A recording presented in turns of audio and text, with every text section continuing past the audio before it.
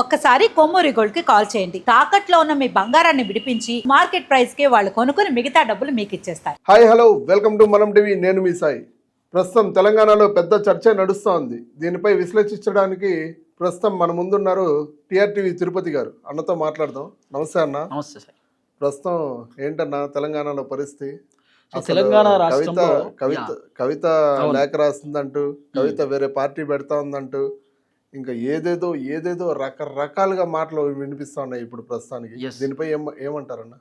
వాస్తవానికి ఎమ్మెల్సీ కల్వకుంట్ల కవిత గారు TRS party నుండి ఎగ్జిట్ కావడానికి అడిగి ఉందామా. ఆమె ఇప్పటి నుండి కాదు, ఎప్పటి నుండో అసంతృప్తితో ఉంది.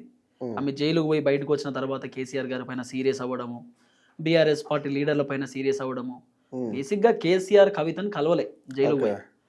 ఏ బిడ్డ అయినా జైల్లో ఉన్నప్పుడు, ఏ కొడుకైనా జైల్లో ఉన్నప్పుడు కన్న తండ్రిపై కలవాల్సినటువంటి ఒక బాధ్యత ఉంటుంది. కానీ కేసీఆర్ కలవకపోవడానికి రెండు రీజన్స్ ఉన్నాయి. ఒకటి, ఈమె నా పార్టీ ఇజ్జత్ తీసింది, ఈమె నా ఇజ్జత్ తీసింది. తెలంగాణ ఉద్యమకారుని నేను, తెలంగాణ రాష్ట్రానికి 2 దఫాలుగా ముఖ్యమంత్రిగా ఉన్నటువంటి వ్యక్తి నేను. అలాంటిది ఈమె సారా దందా చేసి, కుటుంబ దందా, మహిళల గాజులు బలిగే దందా చేసి తీహార్ జైలుకు పోయింది. తీహార్ జైలు అంటే చిన్న జైలు కాదు, మళ్ళీ చాలా పెద్ద జైలు. ఆ తీహార్ జైల్లో ఉగ్రవాదులు ఉంటారు, తీవ్రవాదులు ఉంటారు, పెద్ద పెద్ద బడా దందాలు చేసేటటువంటి వ్యక్తులు ఉంటారు. అలాంటి జైలుకు ఈరోజు ఎమ్మెల్సీ కల్వకుంట్ల కవిత పోయింది. మన తెలంగాణ రాష్ట్రం నుండి ఎవరు పోలేదు తీహార్ జైలుకి, కవితక్క ఫస్ట్ టైం. అలాంటి కవితక్క జైలు పోయినప్పుడు కేసీఆర్ కూడా ఉంటుంది కదా, అసలు ఏందో తెలియాలి ఈమెకు, ఎందుకు పోవాలి మనం, తప్పు చేసినప్పుడు తప్పు అనుభవించాల్సిందే అనేటటువంటి ఆలోచనతో పోలే కావచ్చు, లేకపోతే కవిత పైన కోపం కావచ్చు. ఈమె కావాలని ఎందుకు దందా చేసింది, ఏంది అసలు మన పార్టీ ఇజ్జత్ తీసింది, మన కుటుంబ పరువు తీసింది, మనం మంచి చరిత్ర ఉన్నటువంటి కుటుంబం మనది.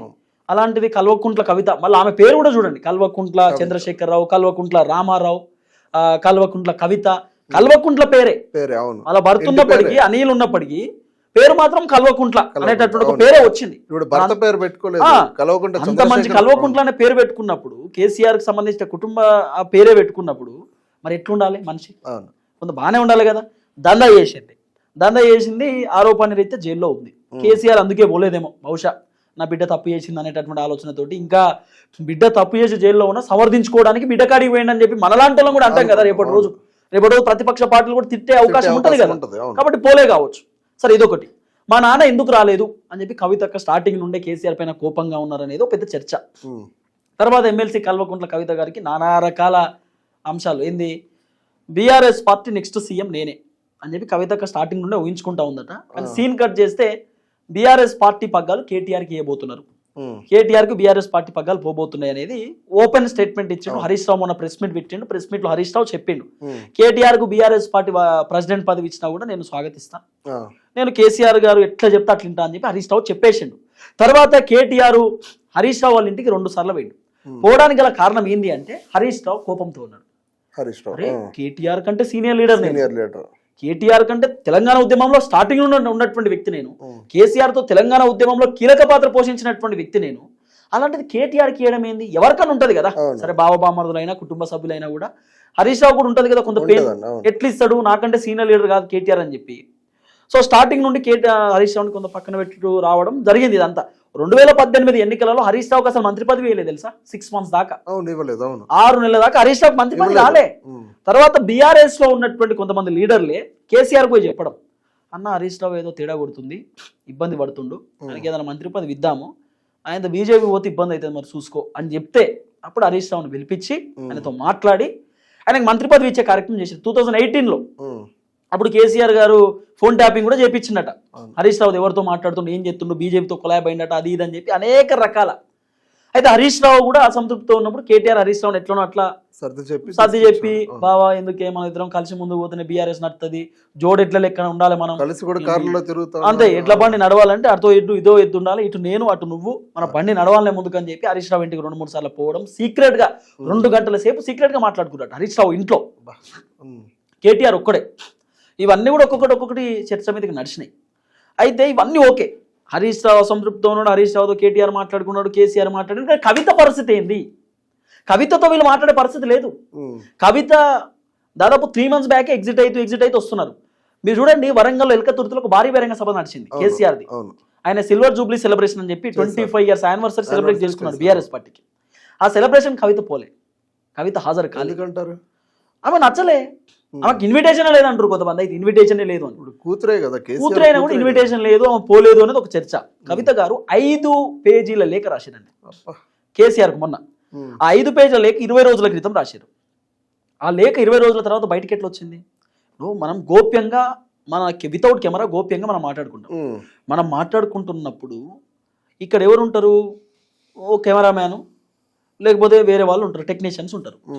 మనం సీక్రెట్గా మాట్లాడుకునేది మీరన్నా బయట పెట్టాలా, నేనన్నా బయట పెట్టాలి, లేదా ఎవరు బయట పెట్టి టెక్నీషియన్స్ కెమెరామ్యాన్స్ బయట పెడతారు. ఇప్పుడు కేసీఆర్కు లేఖ పంపించిన కవిత ఆమె రహస్యంగా పంపిస్తుంది లేఖ. మనకున్న ఒపీనియన్ మనం ఒక వ్యక్తికి వ్యక్తపరుస్తున్నాం అంటే అది లేఖ ద్వారా. ఇప్పుడు చాలా ఉన్నాయి. ఇప్పుడు సోషల్ మీడియాలో కవిత గారు వాట్సాప్ లో మెసేజ్ పెట్టవచ్చు, ఫోన్ మాట్లాడవచ్చు, ఇన్స్టాగ్రామ్ లో మెసేజ్ చేయవచ్చు అవసరం అనుకుంటే, ఇంకా అనుకుంటే వాళ్ళ అన్నయ్యకి చెప్పొచ్చు, వాళ్ళ బావకి చెప్పొచ్చు, మీరు అది చెప్పరు అని చెప్పొచ్చు. కవితకు నానా రకాల ఆప్షన్స్ ఉన్నాయి. కానీ కవిత 5 పేజీల లేఖ రాయడానికి కారణం ఏంది? లేఖ ద్వారా అసంతృప్తి వ్యక్తం చేస్తుంది. నేను మా నాన్నతో మాట్లాడలేను, మా నాన్నకు మెసేజ్ చేయలేను, మా నాన్నకు ఫోన్ చేయలేను, మా నాన్నకు లేఖ పంపిస్తా. కవిత గారు నిన్న అమెరికాకు పోయి వచ్చిన తర్వాత ఒక స్టేట్మెంట్ ఇచ్చారు ప్రెస్ మీట్ లో. నేను చాలా సార్లు మా నాన్నకు లేఖ రాసిన అని చెప్పిందామా. అంటే చాలా సార్లు లేఖ అంటే చాలా సార్లు అసంతృప్తి ఉన్నట్టు ఎట్లా? ఇప్పుడు కేసీఆర్ కి కేటీఆర్ హరీష్ రావు కంటే ఎక్కువ చనువుగా కవిత ఉంటది. కవిత ఇట్లనే మీరు కేసీఆర్ లెక్క కూర్చుంటే కవిత ఇట్లనే కూర్చొని బాబు ఏందే చేయపోయినావు బాబు, ఏం సంగతి, ఇంత టైం పడుతుంది అని అంటారామా. ఆమె మాట్లాడేటటువంటి ఆ ధైర్యం ఉంది ఆమె దగ్గర. కేసీఆర్ తో చాలా క్లోజ్ ఉంటుంది. కేసీఆర్ కూడా కవిత అంటే చాలా ఇష్టము, ప్రేమ. బిడ్డ అన్నప్పుడు ఎవరికైనా ప్రేమ ఉంటుంది కదా, కూతురు మీద ఎక్కువగా ఇష్టం ఉంటుంది అనేటట్టు ఒక చర్చ ఉంది. బీఆర్ఎస్ చాలా మంది మాట్లాడుకుంటారు. అలాంటిది కవిత ఈ రోజు సడన్ గా లేఖలు రాయడం, ఆ లేఖలు బయటికి రావడం. నిన్న మీరు చూడండి, నిన్నగా మొన్న ఆ లేఖ బయటకు వచ్చినప్పుడు ఫస్ట్ కాంగ్రెస్ మీడియాలో బయటకు వచ్చింది. కాంగ్రెస్ మీడియాలోనే లేఖ బయటకు వచ్చింది. రేవంత్ రెడ్డికి అత్యంత సన్నిహితమైనటువంటి మీడియా అది. ఆ మీడియాలో వచ్చి కవిత కూడా నేను అదే చెప్పింది, కాంగ్రెస్ మీడియాలో ఫస్ట్ లేఖ బయటకు వచ్చింది. కవిత ఇంకో మాట చెప్పింది, కేసీఆర్ గారు దేవుడు, దేవుడు దగ్గర కొన్ని దయ్యాలు ఉన్నాయి. దయ్యాలంటే ఎవరు? కేటీఆర్ ఉండొచ్చు, లేదా సంతోష్ రావు అని ఉంటాడు. హరీష్ రావుతో సంబంధం లేదండి. హరీష్ రావు నాకు తెలిసి అసలు కేసీఆర్ దగ్గర ఉండనే ఉన్నాడు. హరీష్ రావు సపరేట్ జోన్, ఆయన సిద్దిపేట జోను, ఆయన అంటే డిఫరెంట్ జోన్ లో ఉంటాడు హరీష్ రావు. అసలు హరీష్ రావు వీళ్ళు పట్టించుకుంటే కదా బీఆర్ఎస్ పార్టీ వాళ్ళు. ఇప్పుడు నెక్స్ట్ వస్తే కూడా కేటీఆర్ కేసీఆర్ హరీష్ రావును పట్టించుకోకనే పక్కన పెడుతురు. ఎక్కడ హరీష్ రావు ఎదుగుతాడో, ఇక్కడ కేటీఆర్ అంటే కేటీఆర్ కంటే ఎక్కువ ఫేమస్ అవుతాడో మీరు చూడండి. మంచి ఫాలోయింగ్ కూడా ఉంది, మంచి ఫాలోయింగ్ ఉంటుంది. ఈటెల రాజేంద్ర మీకు తెలుసు, ఈటెల రాజేంద్ర గారిని ఆయన స్కామ్ చేసిండని, ఆయన దందా చేసిండని, భూములు కబ్జాలు పెట్టిండని మంత్రి పదవిలోకి వెళ్ళి తీసేసారు. ఈటెల రాజేంద్ర ఆత్మగౌరవం చంపుకోలేక నన్ను కావాలనే బయటికి పంపిస్తున్నారని చెప్పి ఎమ్మెల్యే పదవికి రాజీనామా చేసి హుజరాబాద్ ఉప ఎన్నికలలో పోటీ చేసిండు. ఎందుకు చేసిండు? ఈటెల రాజేందర్ని తీసేయడానికి గల కారణం ఏంటంటే కేటీఆర్ ప్లాన్. ఎక్కడ ఈటెల రాజేందర్ ఎదుగుతాడో, ఎందుకంటే కేసీఆర్ చాలా సభలలో ఈటెల నా తమ్ముడు ఈటెల అని చెప్పి చాలా సార్లు చెప్పిండు. ఈటెల రాజేందర్ తెలంగాణ ఉద్యమకారుడు, చాలా కీలక పాత్ర పోషించిండు. బీఆర్ఎస్ పార్టీలో కేసీఆర్ తర్వాత 2వ పొజిషన్ ఈటెలదే అనేటటువంటి ఒక పేరు వచ్చింది. అలాంటి ఈటెల రాజేందర్ను బయటికి పంపేయడానికి గల కారణం ఏంది అంటే కేటీఆర్. ఎక్కడ ఈటెల రాజేందర్ నెక్స్ట్ సీఎం అవుతాడు, ఆ సీఎం కూర్చొని ఎక్కడ లాక్కుంటాడేమో అనేటటువంటి ఆలోచన ఈటెలను కథం చేసిండు. ఇప్పుడు హరీష్ రావు నెక్స్ట్ పొజిషన్కి వస్తాడేమో అనే ఆలోచనతో హరీష్ రావును కూడా కథం చేసేసిండు. హరీష్ రావును కూడా పక్కన పెట్టే ప్రయత్నం చేసిండు. ఇప్పుడు హరీష్ రావును పట్టించుకునే పరిస్థితి లేదు. కవిత చెప్పింది దయ్యం అంటే ఎవరు? సంతోష్ రావు అని చెప్పి ఆయన మీకు తెలిసినటువంటి వ్యక్తే. ఆయన మొత్తం హరితాహారం, చెట్లు నాటుడు, మొక్కలు నాటుడు. ఆయన గతంలో మంత్రిగా ఉన్నప్పుడు ఆయన కేసీఆర్ దగ్గర మూతి తుడుస్తాడు, కేటీఆర్కి అన్నం తినిపిస్తాడు, పెగ్గు ఆయనే పోస్తాడు, గ్లాసులు గీసులు అన్ని మొత్తం ఎవ్రీథింగ్ సంతోష్ రావు. కేసీఆర్ కవిత కేటీఆర్ కంటే ఎక్కువ కేసీఆర్ సంతోష్ రావుతో ఉంటాడు. సంతోష్ రావు కేసీఆర్ వాళ్ళ సడకుని కొడుకు, ఆయనతోటి మొత్తం. ఆమె ఇండైరెక్ట్ గా చెప్పింది సంతోష్ రావుని, దాంట్లో వేరే ఆప్షన్ లేదు.